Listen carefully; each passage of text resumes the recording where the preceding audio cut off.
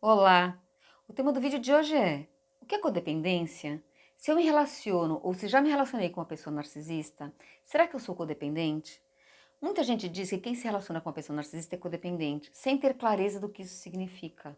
Dizer isso pode ser muito arriscado quando a gente fala de abuso narcisista, porque desconhece grande parte das dinâmicas psicológicas que acontecem em uma relação de abuso. Pessoas que estão em uma relação de abuso narcisista podem ou não ter características de codependência. Você quer entender melhor o que está acontecendo com você? Então, no vídeo de hoje, eu vou falar sobre qual é a origem do termo codependência, por que uma pessoa pode vir a se tornar codependente, quais são as características de uma pessoa codependente e qual a relação que existe entre codependência e abuso narcisista. Se você gostar desse vídeo, eu peço que dê o seu like, que se inscreva no canal e que ative o sininho. Assim você ajuda o canal a crescer e receberá nossos novos vídeos regularmente. Para quem não me conhece, meu nome é Valentina Devibude, eu sou terapeuta e criadora do canal Intimidade Sublime. O que é codependência? Essa palavra vem da palavra dependência. Co é um prefixo que significa união, estar junto. O codependente é aquele que está junto de um dependente. Esse termo surgiu no campo do tratamento de pessoas que eram dependentes de drogas e álcool. Ele foi criado a partir de um programa de tratamento para filhos adultos de alcoolistas. Então, por que eles criaram o termo codependente? Porque os organizadores desses grupos viram que filhos de adultos alcoolistas tinham algumas características emocionais que eram comuns e que pareciam estar ligadas às experiências traumáticas que eles tiveram quando eram crianças. Essas pessoas tiveram que aprender a cuidar de seus pais desde muito cedo. Em função do desequilíbrio emocional do pai ou da mãe, eles tiveram que abrir mão de suas próprias necessidades para tentar cuidar das necessidades emocionais dos outros. Qualquer questionamento que as crianças fizessem contra esse arranjo poderia lhes trazer punição, agressividade ou mesmo desprezo dos pais. O que acontece com uma criança que vive numa casa em que há uma situação de ameaça? Quando ela é sistematicamente ignorada ou agredida, ela tende a se fechar. De forma geral, ela aprende a se distanciar das próprias necessidades e pode sentir muita vergonha, culpa e dúvida em relação ao que lhe acontece. Se não cuidam dela, deve ser porque ela é uma pessoa má e inadequada. Para uma criança, é melhor pensar isso é mais seguro do que pensar que o problema está fora dela, nos adultos, porque ela não tem para onde correr. Ela é dependente e se ela achar que o problema é dela, ao menos ela pode tentar controlar e mudar a si mesma. Se ela for a causa do problema, ela pode tentar resolver, só que essa é uma distorção da realidade. Uma criança nessa situação vive num estado de estresse constante. Ela percebe as suas necessidades emocionais como sendo algo perigoso e indesejável. E o que ela faz? Ela cria uma identidade adaptada à realidade. Ela cria um falso self, conforme diz Winnicott. Ter que viver representando ser alguém que não se é, faz com que uma pessoa, ao longo do tempo, comece a ter dificuldades até em reconhecer quais são as suas necessidades e qual é a sua verdadeira identidade. Essas são algumas hipóteses em relação a como se constrói um perfil de personalidade codependente. Em 1986, o psicólogo Tim Semark escreveu um livro chamado Diagnosticando e Tratando a Codependência e também publicou um artigo chamado Critério Diagnóstico para a Codependência, onde ele defendia que a codependência fosse considerada um transtorno de personalidade e que fosse incluída no Manual Diagnóstico e Estatístico de Transtornos Mentais, o DSM. A proposta dele não foi aceita pela comunidade terapêutica. Apesar de não haver uma definição ou um critério diagnóstico estabelecidos na comunidade de saúde mental, a proposta de Tsermak pode ser interessante para identificarmos alguns comportamentos que podem estar presentes quando nos relacionamos com uma pessoa com perfil de personalidade narcisista. Segundo Tsermak, o que caracteriza uma pessoa codependente? Ele fala em 5 critérios para se poder fazer essa caracterização. O primeiro está relacionado com a autoestima. Segundo ele, a autoestima de uma pessoa codependente depende da capacidade que ela tem em conseguir controlar a si mesma e aos outros, mesmo que isso lhe traga problemas e prejuízos a longo prazo. Como a gente pode ver como isso acontece? Uma pessoa codependente tem uma crença enorme na sua força de vontade. Ela acredita que, tendo força de vontade, ela consegue controlar tanto os próprios sentimentos e comportamentos, quanto os sentimentos e os comportamentos dos outros. Isso faz com que ela se esforce cada vez mais nessa tentativa de controle. Isso pode aparecer, por exemplo, quando uma pessoa acredita que Amor dela é capaz de transformar tudo, que o seu desejo pode salvar o outro de si mesmo. Então, isso pode fazer com que essa pessoa, para tentar conseguir controlar o que acontece com o outro, acabe se afastando cada vez mais de quem ela realmente é. Uma pessoa codependente, ela vive entre uma crença total no seu poder e uma total desesperança. É uma vida de tudo ou nada, não existe meio termo. O fracasso da outra pessoa pode trazer para o codependente um sentimento de inadequação, de vergonha e de não ter sido o suficiente. Uma outra forma de perceber que a autoestima de uma pessoa codependente depende do outro está na confusão de identidades. O que é uma confusão de identidades? É a dificuldade que uma pessoa tem entre saber quem é ela e quem é o outro, quem sou eu e quem é o outro. A pessoa pode ter a fantasia de conseguir sentir e pensar como o outro sente e pensa. O seu senso de eu, ele fica comprometido, ele fica mesmo perdido, misturado nessa relação com o outro. Então, nessa confusão, a autoestima do codependente aumenta e diminui dependendo do estado do parceiro. Dependendo do que acontece com o parceiro, é que a pessoa se sente bem ou mal. É o parceiro que determina como que o dependente deve se sentir, o que ele deve fazer e como ele deve se comportar. Quando essa confusão de identidades se junta com a crença de que a pessoa consegue controlar tudo, de que a força de vontade dela é capaz de controlar tudo, o que acontece é que para o codependente se sentir bem, o parceiro tem que estar bem. Se o outro não está feliz, o codependente acha que ele é o responsável por fazer com que o outro fique feliz. Essa experiência pode ser muito intensa e fazer com que o codependente invista cada vez mais no outro, acreditando que a felicidade dele pode ser alcançada e que só depende do esforço dele, do codependente. Um terceiro ponto em relação à autoestima é a negação. O codependente nega que exista uma separação do outro. Por isso, ele entende que se algo não deu certo, é por culpa dele, porque ele não se esforçou o suficiente. Um quarto ponto importante é que uma pessoa codependente acaba por ter uma baixa autoestima. Sermac aponta que a maioria das pessoas saudáveis acaba se afastando de pessoas codependentes, porque é como se o codependente ele dissesse: você é que tem que me dizer como é que eu tenho que me sentir, como eu tenho que agir. Quando você está triste, eu fico triste. Quando você está feliz, eu fico feliz. Então, o meu amor está nas suas mãos. Isso é muito poder sobre o outro e muita gente não quer isso. Essa delegação de si pode fazer com que pessoas codependentes, muitas vezes, acabem se relacionando com pessoas que têm algum tipo de transtorno de personalidade, como pessoas dependentes químicas, narcisistas ou com personalidade limítrofe, chamada também borderline.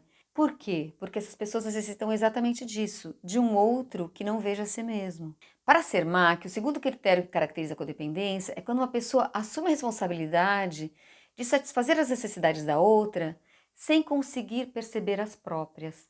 Então, na raiz disso, ele identifica que está o medo de ficar sozinha, o medo de ser abandonado.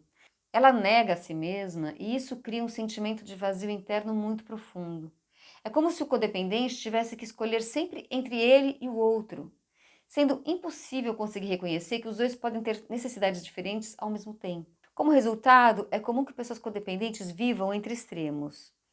Ou eles se negam completamente para tentar manter um vínculo, para tentar manter uma relação e a outra pessoa feliz, ou eles evitam uma relação, eles se isolam na tentativa de manter a sua segurança. O terceiro critério que caracteriza a codependência para ser MAC é a existência de ansiedade relacionada com a separação. O codependente percebe a proximidade do outro como uma forma de submissão do eu, e a intimidade como sendo uma experiência de fusão. Na medida em que ele começa a se envolver mais e mais com a outra pessoa, a sua tendência é começar a assumir os valores, os desejos, os sonhos, as características dessa pessoa. Isso pode ser interpretado, pode ser entendido como sendo um grau de grande sensibilidade da pessoa codependente. Essa dificuldade em estabelecer limites e contornos nas relações podem lhe gerar muita ansiedade, porque na medida em que se aproxima de alguém, o seu verdadeiro eu vai gradativamente se dissolvendo e acaba se construindo um falso self nessa relação. Quando existe um risco de separação, a pessoa codependente pode se sentir totalmente abandonada, ela pode sentir um terror de morte, como se ela não fosse conseguir viver sem outra pessoa. Por quê? Porque de fato corre o risco da perda desse falso self que foi criado nesse relacionamento para tentar atender ao outro. Por isso, qualquer mudança é vista como sendo uma ameaça à sua identidade. Quando há qualquer sinal de desequilíbrio, o codependente começa a fazer um esforço desesperado para tentar recuperar o controle. E ele faz isso negligenciando cada vez mais as próprias necessidades, até um ponto que isso pode ser altamente autodestrutivo. A ansiedade que é gerada por essas oscilações de distância interpessoal leva a uma oscilação constante entre o medo de ser abandonado e o medo de ser oprimido pela intimidade. Então, tudo isso faz com que estar num relacionamento seja muito difícil para as pessoas codependentes.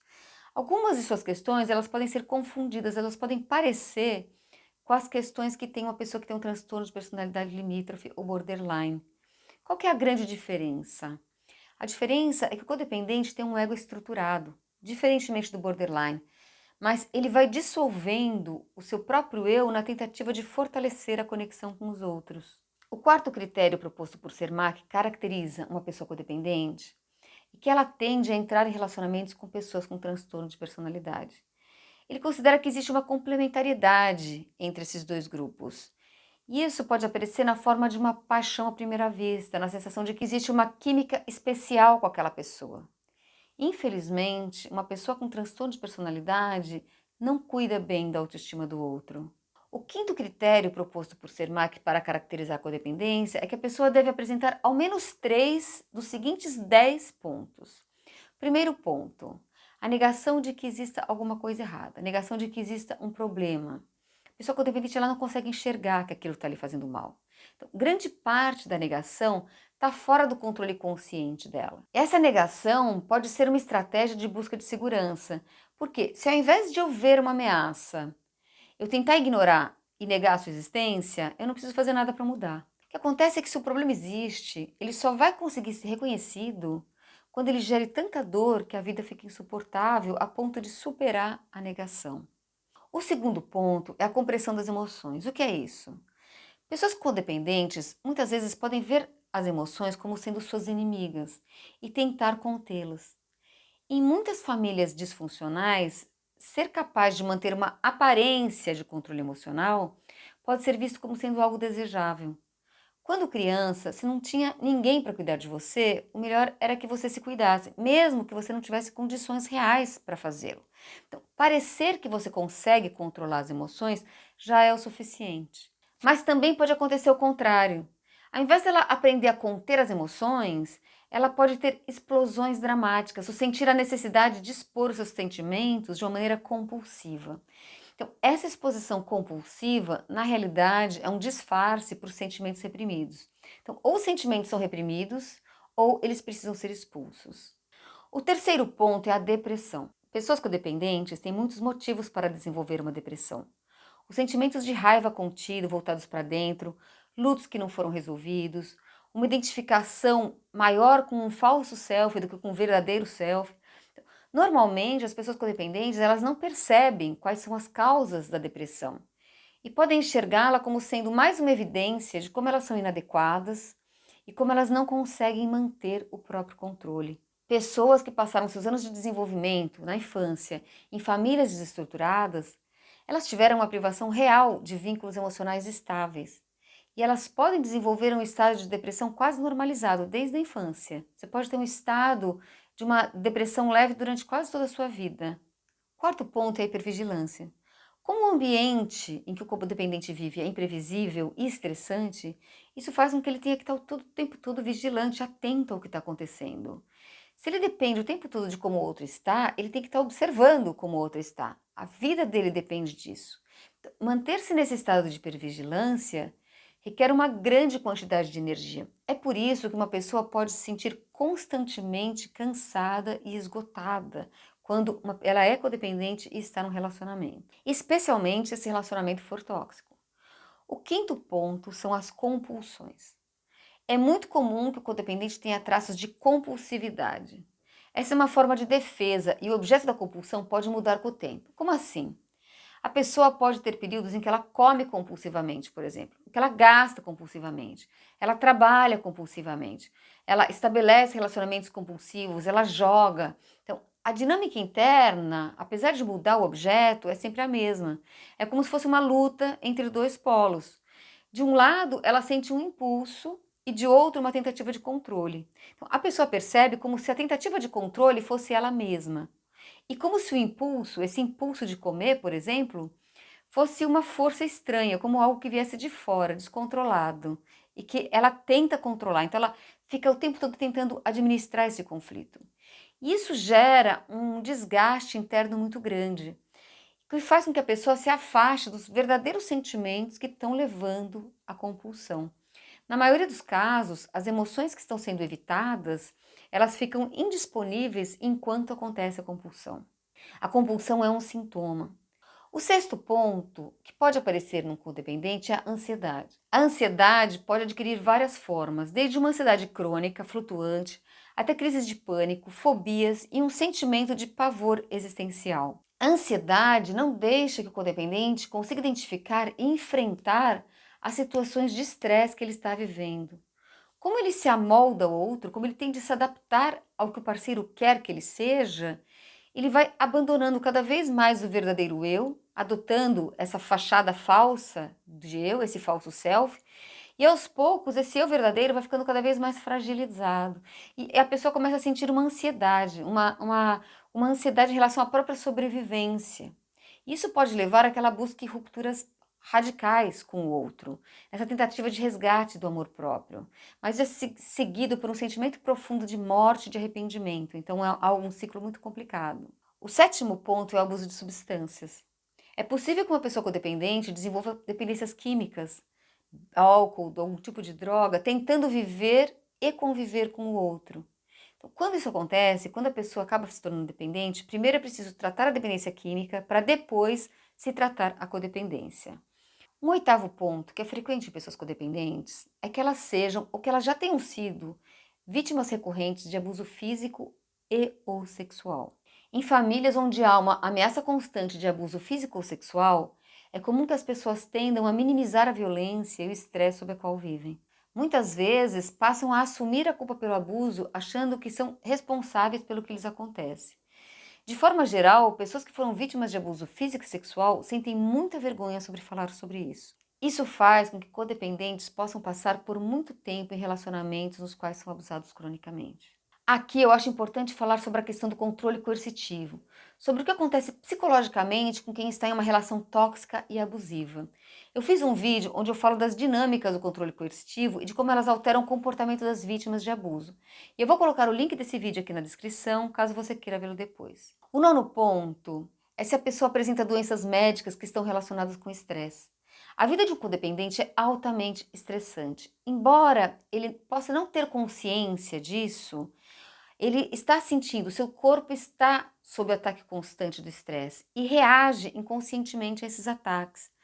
Algumas das doenças que estão relacionadas com estresse crônico são enxaqueca, asma, hipertensão, diabetes, doenças cardíacas, acidente vascular cerebral, gastrite, úlcera, doenças autoimunes, disfunções sexuais, entre outras. Se você vive uma situação de estresse muito prolongado, isso afeta a tua saúde física.